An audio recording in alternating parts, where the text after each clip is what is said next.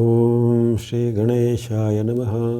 ಓಂ ಶ್ರೀ ಗುರುಭ್ಯೋ ನಮಃ. ನಮಃ ಸೂರ್ಯಾಯ ಚಂದ್ರ ಮಂಗಳಾಬುಧಾಯ ಚ ಗುರು ಶುಕ್ರ ಶನಿಭ್ಯಶ್ಚ ರಾಹವೇ ಕೇತವೇ ನಮಃ.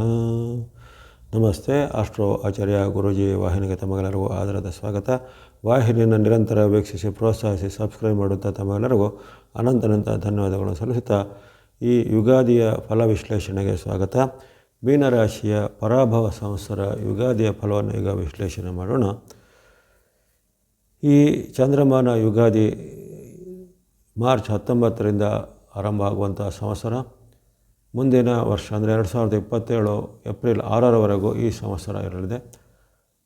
60 ಸಂವತ್ಸರಗಳ ಪಟ್ಟಿಯಲ್ಲಿ 40ನೇ ಸಂವತ್ಸರದ ಪರಾಭವದಲ್ಲಿ ಮೀನರಾಶಿಗೆ ಮಿಶ್ರ ಫಲಗಳ ಸೂಚನೆ ಕಂಡುಬರುತ್ತೆ. ಅಲ್ಲಿ ಅನೇಕ ರೀತಿಯ ನಿಮಗೆ ಸವಾಲುಗಳು, ಸಂಕಷ್ಟಗಳು ಈ ವರ್ಷದಲ್ಲಿ ಎದುರಾಗ್ಬೋದು. ಅಂದುಕೊಂಡಂಥ ಕೆಲಸ ಕಾರ್ಯಗಳು ವಿಪರೀತ ಆಗುವಂಥ ಒಂದು ಸಾಧ್ಯತೆ, ಜೊತೆಗೆ ಮಾತಿನಲ್ಲಿ ಆಗುವಂತಹ ಒಂದು ಚಕಮಕಿಗಳು, ಕಲಹ, ವಾಗ್ವಾದಗಳು, ಜೊತೆಗೆ ದೀರ್ಘಚಾರಿ ಗ್ರಹಗಳಾದಂಥ ಶನಿ ಪ್ರಭಾವ, ಸಾಡೆ ಸಾತಿಯ ಚಕ್ರದಲ್ಲಿ, ಪರಮಚಕ್ರದಲ್ಲಿ ನೀವಿದ್ದೀರ. ನಿಮ್ಮ ಜನ್ಮದಲ್ಲೇ ಶನಿ ಮಹಾರಾಜರು ಕೂತಿರುವಂಥದ್ದು. ಜೊತೆಗೆ ಯುಗಾದಿ ಆರಂಭವಾಗುವಂಥ ಯುಗಾದಿಯ ಲಗ್ನ ಕಾಲದಲ್ಲೂ ಅಲ್ಲಿ ನಿಮ್ಮ ಜನ್ಮದಲ್ಲಿ ಅಲ್ಲಿ ಸೂರ್ಯ, ಚಂದ್ರ, ಜೊತೆಗೆ ಶುಕ್ರ, ಶನಿ ಮಹಾರಾಜರು ಸ್ಥಿತರಾಗಿರ್ತಾರೆ. ಮುಂದೆ ಅಲ್ಲಿ ದೀರ್ಘಚಾರಿ ಗ್ರಹಗಳ ಪರಿವರ್ತನೆ ಆಗುವಾಗ ಗುರುವಿನ ಪರಿವರ್ತನೆ ಆಗುವಂಥದ್ದು, ಅದು ಜೂನ್ ತಿಂಗಳಲ್ಲಿ ಆಗುವಂಥ ಪರಿವರ್ತನೆ. ಆವಾಗ ನಿಮಗೆ ಸ್ವಲ್ಪ ಚೇತರಿಕೆ ಇರುತ್ತೆ. ಜೂನ್ ಆರಂಭದಲ್ಲಿ ಗುರುವಿನ ಪರಿವರ್ತನೆ. ಹಾಗಾಗಿ ಆರಂಭದಲ್ಲಿ ನಿಮಗೆ ಗುರುವಿನ ಬಲನೂ ಇರೋದಿಲ್ಲ. ಜೊತೆಗೆ ಶನಿ ಮಹಾರಾಜರು ಜನ್ಮದಲ್ಲೇ ಇರುವಂಥದ್ದು, ಅದು ನಿಮಗೆ ವ್ಯತಿರಿಕ್ತವಾದ ಪ್ರಭಾವಗಳಿಗೆ ಕಾರಣ ಆಗುವಂಥದ್ದು. ಜೊತೆಗೆ ರಾಹು ನಿಮಗೆ ಡಿಸೆಂಬರ್ ಆರಂಭದವರೆಗೂ ನಿಮಗಲ್ಲಿ ರಾಹು ಸಹ ವ್ಯಯದಲ್ಲಿ, ಅಂದರೆ ನಷ್ಟದಲ್ಲಿ ಇರ್ತಾನೆ. ಹಾಗಾಗಿ ನೀವು ಎಂಥ ಊಹೆ ಮಾಡಿದ ಕೆಲಸ ಕಾರ್ಯಗಳು ಈ ವರ್ಷ ಆರಂಭದ ಸಂವತ್ಸರ ಆರಂಭದ 3 ತಿಂಗಳಲ್ಲಿ ನಿಮಗೆ ಅನೇಕ ವಿಪರೀತವಾದ ಫಲಗಳನ್ನು ನಿರೀಕ್ಷೆ ಮಾಡ್ಬೋದು. ಜೂನ್ ತಿಂಗಳಲ್ಲಿ ಗುರು ಬಂದಾಗ ಕೆಲವೊಂದು ವಿಚಾರದಲ್ಲಿ ನಿಮಗೆ ಚೇತರಿಕೆ, ಲಾಭ, ಆದಾಯಗಳು, ಜೊತೆಗೆ ಸಾಂತ್ವನ ಅಂದರೆ ರಿಲೀಫ್ ಅಂತ ಹೇಳ್ತೇವೆ. ಕೆಲವೊಂದು ರೀತಿಯ ರಿಲೀಫ್ಗಳು ನಿಮಗೆ ಆ ಒಂದು ಜೂನ್, ಜುಲೈ, ಆಗಸ್ಟ್ ತಿಂಗಳಲ್ಲಿ ಸ್ವಲ್ಪ ಮಟ್ಟಿಗೆ ರಿಲೀಫ್ಗಳು ಆಗ್ಬೋದು. ಮತ್ತು ಗುರುವಿನ ವಕ್ರಗತಿ ಆರಂಭ ಆಗುತ್ತೆ ಅಕ್ಟೋಬರ್ ತಿಂಗಳಲ್ಲಿ. ಆವಾಗ ಮತ್ತೊಮ್ಮೆ ನಿಮಗೆ ಆ ಗುರುವಿನ ಬಲದ ಕೊರತೆ, ಶನಿ ಪ್ರಭಾವ ಹೆಚ್ಚಳ ಇವೆಲ್ಲವೂ ನಿರಂತರವಾಗಿ ಬರಲಿದೆ. ಹಾಗಾಗಿ ವರ್ಷದಲ್ಲಿ ಮಧ್ಯೆ ಸಣ್ಣ ಪುಟ್ಟ ಉತ್ತಮ ಫಲಗಳು ಬರ್ತವೆ. ಜೊತೆಗೆ ಅದಕ್ಕಿಂತ ಮಿಗಿಲಾದ ಕೆಲವು ವೈಪರೀತ್ಯದ ಫಲಗಳು ಬರ್ಬೋದಾಗಿದೆ. ಸಾಡೆ ಸಾತಿಯ ಒಂದು ಪ್ರಭಾವದ ಅನುಗುಣವಾಗಿ ನಿಮಗೆ ವೈಯಕ್ತಿಕ ಜೀವನದಲ್ಲಿ ಏರುಪೇರುಗಳಾಗುವಂಥದ್ದು, ಮಾತಿನ ಚಕಮಕಿ, ಕಲಹ, ವಾಗ್ವಾದಗಳು ನಿಮ್ಮ ಮನೆಯಲ್ಲೂ ಆಗ್ಬೋದು, ವೃತ್ತಿ ಜಾಗದಲ್ಲೂ ಆಗ್ಬೋದು, ಉದ್ಯೋಗ ಜಾಗದಲ್ಲೂ ಆಗ್ಬೋದು, ಅಥವಾ ಆಗಂತುಕರು ಅಂದರೆ ಅಪರಿಚಿತರಲ್ಲಿ ಸಹ ವಾಗ್ವಾದಗಳು ಆಗ್ಬೋದು. ಹಾಗಾಗಿ ತನು, ಮನ, ಧನ ಮತ್ತು ಮಾತಿನ ಸಂಯಮ ವರ್ಷಪೂರ್ತಿ ಈ ಸಂವತ್ಸರದಲ್ಲಿ ಮೀನರಾಶಿಯವರಿಗೆ ಅತ್ಯಗತ್ಯವಾಗಿರುತ್ತೆ. ತನು ಅಂದರೆ ಆರೋಗ್ಯದ ವಿಚಾರ. ಆರೋಗ್ಯವು ಒಂದು ಮನುಷ್ಯನ ಒಂದು ಪ್ರಾಥಮಿಕವಾದ ಒಂದು ಆತನ ಕರ್ತವ್ಯ ಮತ್ತು ಹಕ್ಕು ಆಗಿರುತ್ತೆ. ಅದು ಅದರ ಆರೋಗ್ಯವನ್ನು ಕಾಪಾಡಿಕೊಳ್ಳೋದು ಶರೀರ ಮಾಧ್ಯಮ ಖಲುಧರ್ಮ ಸಾಧನ ಎಂಬಂತೆ ಅವರವರ ಒಂದು ಆರೋಗ್ಯದ ರಕ್ಷಣೆಯನ್ನು ಅವರು ಕಂಡುಕೊಳ್ಬೇಕು. ಸೂಕ್ತವಾದ ಒಂದು ನೀವು ಜೀವನ ಶೈಲಿಯನ್ನು ಸರಿ ಮಾಡಿಕೊಳ್ಳೋದಾಗಲಿ, ಸೂಕ್ತವಾದ ಆಹಾರ ಕ್ರಮವನ್ನು ಆಯ್ಕೆ ಮಾಡಿಕೊಳ್ಳೋದಾಗಲಿ ಖಂಡಿತ ಪ್ರತಿಯೊಬ್ಬರು ಮೀನರಾಶಿಯವರು ಈ ಸಂವತ್ಸರದಲ್ಲಿ ಬೇಕಾಗುತ್ತೆ. ಅಂದರೆ ಯಾವಾಗಲೂ ಬೇಕು, ಆದರೆ ಈ ಸಂವತ್ಸರದಲ್ಲಿ ಸ್ವಲ್ಪ ಆರೋಗ್ಯದ ಕಾಳಜಿ ಹೆಚ್ಚಿನದು ಬೇಕಾಗುತ್ತೆ. ನಿಮಗೆ ಈ ಹವಾಮಾನದಿಂದ, ನೀರಿನಿಂದ, ಆಹಾರ ದೋಷದಿಂದ ಅಥವಾ ಬೇರೆ ಬೇರೆ ಕಾರಣಗಳಿಂದ ಅನಾರೋಗ್ಯ ಸಮಸ್ಯೆ ತಲೆದರ್ಬೋದು. ಅಥವಾ ಕೆಲವೊಬ್ಬರಿಗೆ ಬೇರೆ ಬೇರೆ ಹಿಸ್ಟ್ರಿ ಇರುತ್ತೆ. ಉದಾಹರಣೆಗೆ ಕೆಲವೊಬ್ಬರಿಗೆ ಹಾರ್ಟ್ ಪ್ರಾಬ್ಲಮ್, ಆಸ್ತಮಾ, ಇನ್ನು ಕೆಲವರಿಗೆ ಈ ಒಂದು ಚರ್ಮದ ಅಲರ್ಜಿಗಳು, ಇನ್ನು ಇತ್ಯಾದಿಗಳು ಇರ್ತವೆ. ಅವೆಲ್ಲವೂ ಈ ಸಂವತ್ಸರದಲ್ಲಿ ಸ್ವಲ್ಪ ಆಗಾಗ ಬಾಧೆ ಕೊಡ್ಬೋದು. ಅಲ್ಲಿ ರಾಹುವಿನ ಪ್ರಭಾವ ವ್ಯತಿರಿಕ್ತವಾದ ಕೆಲವೊಬ್ಬರಿಗೆ ಸ್ಕಿನ್ ರ್ಯಾಷಸ್, ಸ್ಕಿನ್ ಅಲರ್ಜಿಗಳು, ಅಥವಾ ಹೊಟ್ಟೆಯ ಅಜೀರ್ಣ ಸಂಬಂಧ, ಲಿವರ್, ಕಿಡ್ನಿ ಬಂದಂಥ ಅವಯವಗಳಿಗೇನಾದ್ರು ನ್ಯೂನತೆಗಳು ಬರುವಂಥದ್ದು, ಸ್ಟೋನ್ಗಳು ಆಗುವಂಥದ್ದೆಲ್ಲ ಘಟನೆಗಳು ಆಗ್ಬೋದು. ಹಾಗಾಗಿ ನೀವು ಅತ್ಯುತ್ತಮ ಜೀವನ ಶೈಲಿನ, ಆರೋಗ್ಯಕರ ಜೀವನ ಶೈಲಿನ ಅಳವಡಿಸ್ಕೊಳ್ಬೇಕು. ಜೊತೆಗೆ ಆಗತಕ್ಕಂಥ ಆರೋಗ್ಯದ ಸಣ್ಣ ಪುಟ್ಟ ಏರುಗಳನ್ನು ನೆಗ್ಲಿಜೆನ್ಸ್ ಮಾಡದೆ ಅದಕ್ಕೆ ತಕ್ಷಣದಲ್ಲಿ ಸೂಕ್ತವಾದ ಚಿಕಿತ್ಸಾ ಕ್ರಮ, ವೈದ್ಯಕೀಯ ಸಲಹೆಯನ್ನು ಪಡ್ಕೊಳ್ಬೇಕಾಗತ್ತೆ. ಯಾಕಂದರೆ ಈ ಶನಿ ಪ್ರಭಾವ ಇದ್ದಾಗ, ರಾಹು ಪ್ರಭಾವ ಇದ್ದಾಗ ನಮಗೆ ವೈದ್ಯರಲ್ಲಿ ಹೋಗುವ ಮನಸ್ಸಾಗೋದಿಲ್ಲ. ನಾವೇ ಸ್ವಯಂ ವೈದ್ಯ ಮಾಡಿಕೊಳ್ಳುವಂಥದ್ದು, ಮನೆ ಮದ್ದು ಮಾಡಿಕೊಳ್ಳುವಂಥದ್ದು, ಅಥವಾ ಯಾವುದೇ ರೀತಿ ಅದನ್ನು ಅಸಡ್ಡೆ ಮಾಡಿಕೊಳ್ಳುವಂಥದ್ದು. ಆ ಬಳಿಕ ಅದು ಅಸಡ್ಡೆ ಮಾಡಿದ ವಿಚಾರವು ಮತ್ತೆ ಮುಂದೆ ಹೆಚ್ಚಿನ ಪ್ರಮಾಣದಲ್ಲಿ ನಮಗೆ ಕಷ್ಟ, ನಷ್ಟ, ಭ್ರಷ್ಟಕ್ಕೆ ಕಾರಣ ಆಗಿ ತೊಂದರೆ ಆಗುವಂಥದ್ದೆಲ್ಲಾಗುತ್ತೆ. ಹಾಗಾಗಿ ಅನೇಕ ವಿಚಾರಗಳಿಂದ ಆರೋಗ್ಯದ ಕಾಳಜಿ ಬೇಕು. ಇನ್ನು ಈ ಯುವಕರು, ವಿದ್ಯಾರ್ಥಿಗಳು ಅಥವಾ ಅಭ್ಯಾಸ ಮಾಡುವಂಥವರು, ಶಿಕ್ಷಣ ಕ್ಷೇತ್ರದಲ್ಲಿರೋರಿಗೆ ಸಹ ಹಾಗೆ ಈ ವರ್ಷದಲ್ಲಿ ಸವಾಲು, ಸಂಕಷ್ಟಗಳು ಜಾಸ್ತಿ ಇರ್ತವೆ. ನೀವು ಅಂದುಕೊಂಡೋದಕ್ಕಿಂತ ವ್ಯತಿರಿಕ್ತವಾದ ಪ್ರಭಾವಗಳು ನಿಮಗೆ ಆಗ್ಬೋದು. ಜೊತೆಗೆ ಈ ಕಾಂಪಿಟೇಟಿವ್ ಎಕ್ಸಾಮಲ್ಲಿ ಸಹ ಹಾಗೆ ನಿಮಗೆ ಊಹೆ ಮಾಡಿದ, ಎಕ್ಸ್ಪೆಕ್ಟ್ ಮಾಡಿದಂತಹ ರ್ಯಾಂಕಿಂಗ್ಗಳು ಸಿಗದೆ ನಿಮಗೆ ಸ್ವಲ್ಪ ನಿರಾಶೆ ಆಗುವಂಥ ಘಟನೆಗಳು ಆಗ್ಬೋದು.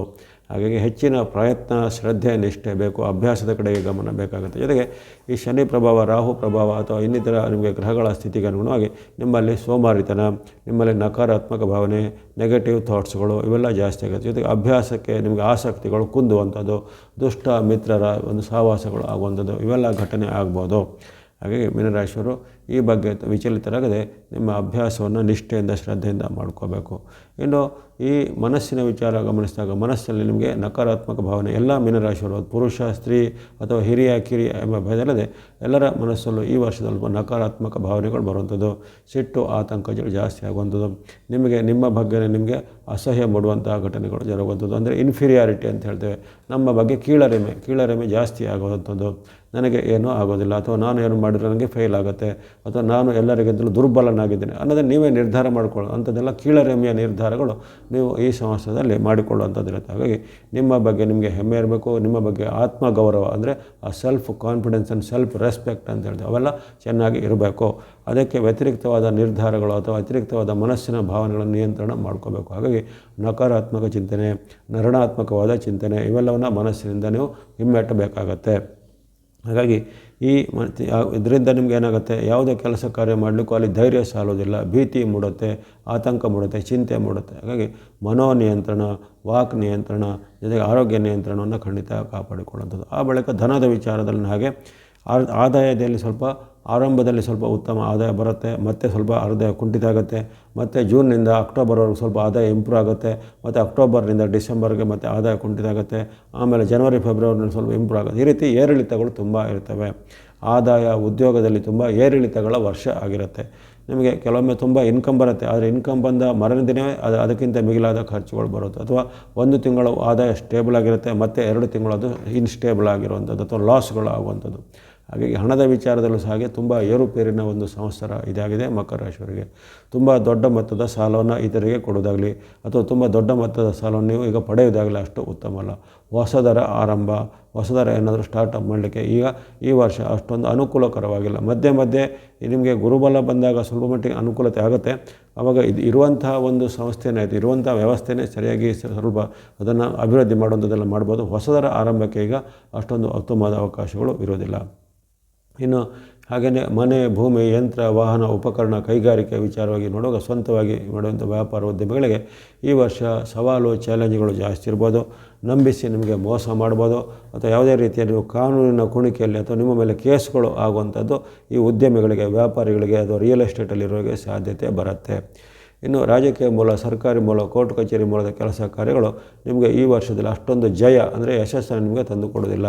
ಅದನ್ನೇ ನೀವು ಬೇರೆಯವರ ಮುಖಾಂತರ ಮಾಡಿಸಿದಾಗ ಸ್ವಲ್ಪ ಮಟ್ಟಿಗೆ ಚೇತರಿಕೆ, ಸ್ವಂತವಾಗಿ ನೀವೇ ಅದನ್ನು ಕೈ ಹಾಕಿದರೆ ಅವೆಲ್ಲವೂ ಫೇಲಿಯರ್ ಆಗ್ಬೋದು, ಅದರಲ್ಲಿ ವಿಘ್ನಗಳು ಬರ್ಬೋದು, ವಿಳಂಬಗಳು ಆಗುವಂಥದ್ದು, ಅಥವಾ ನಿಮಗೆ ಕಾನೂನು ಉಲ್ಟಾ ಹೊಡೆದು ನಿಮಗೆ ತಿರುಗುಬಾಣ ಆಗ್ಬೋದು, ನಿಮ್ಮ ಮೇಲೇ ದಂಡನೆ ಬರುವಂಥದ್ದೆಲ್ಲ ಆಗ್ಬೋದು. ಹಾಗಾಗಿ ಇಂತಹ ವಿಚಾರದಲ್ಲೂ ಸಹ ಮುನ್ನೆಚ್ಚರಿಕೆ ಹೆಜ್ಜೆ ಬೇಕಾಗುತ್ತೆ. ಇನ್ನು ವಿರುದ್ಧ ಲಿಂಗದವರ ಜೊತೆಗೆ ಪರಸ್ಪರ ನಿಮಗೆ ತೊಂದರೆಗಳು ಆಗುವಂಥದ್ದು, ವಿರುದ್ಧ ಲಿಂಗದವರಿಂದ ಕಂಪ್ಲೇಂಟ್, ಉದಾಹರಣೆಗೆ ಪುರುಷರಿಗೆ ಸ್ತ್ರೀಯರಿಗೆ ಪುರುಷರಿಂದ ಏನಾದ್ರು ಕಂಪ್ಲೇಂಟ್ಗಳು, ಬೇರೆ ಬೇರೆ ರೀತಿಯ ಮಾತಿನ ಕಲಹಗಳು, ವಾಗ್ವಾದಗಳು ಆಗುವಂಥದ್ದು. ಹಾಗಾಗಿ ಒಟ್ಟಾರೆ ಫಲಿತಾಂಶದಲ್ಲಿ ಮೀನರಾಶಿಯವರಿಗೆ ಈ ಪರಾಭವ ಸಂವತ್ಸರದಲ್ಲಿ ಬೈಯೆಲ್ಲ ಕಣ್ಣಾಗಿರುವಂಥ ಅವಶ್ಯಕತೆ ಬರುತ್ತೆ.